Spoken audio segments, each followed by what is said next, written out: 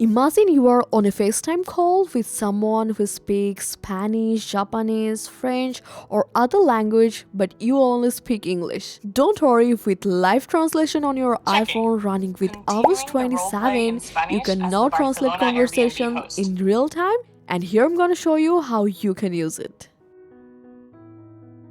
So before you begin, make sure your iPhone is updated to iOS 27 and supports Apple Intelligence. So you will need an iPhone 15 Pro or any newer model, including the iPhone 16 and iPhone 17 series. And now you just have to open up your FaceTime and either start a new call or answer an incoming FaceTime call. Tap the three-dot menu in the bottom right corner, and from here tap Live Translation. So now you'll be asked to choose two languages. First, select the language spoken by the other person.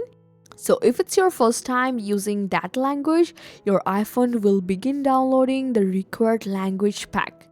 Now next, choose your own language. After selecting both languages, wait for the download to finish because it's take time. So in that case, make sure you are connected to a stable Wi-Fi or cellular network, as the download time depends on your internet speed. So once the download is complete, you will see the Start Translation option.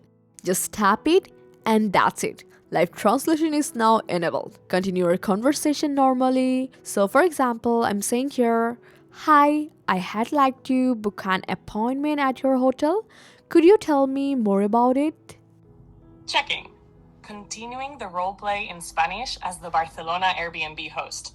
Claro. Si quieres alquilar mi apartamento, aquí tienes una breve So descripción. as the other person speaks, Bienvenido. you will see their words translated into your selected language in real time. And that's all there is to it. And if you're having trouble getting live translation to work, check out our dedicated troubleshooting video linked in the description. Thanks for your time.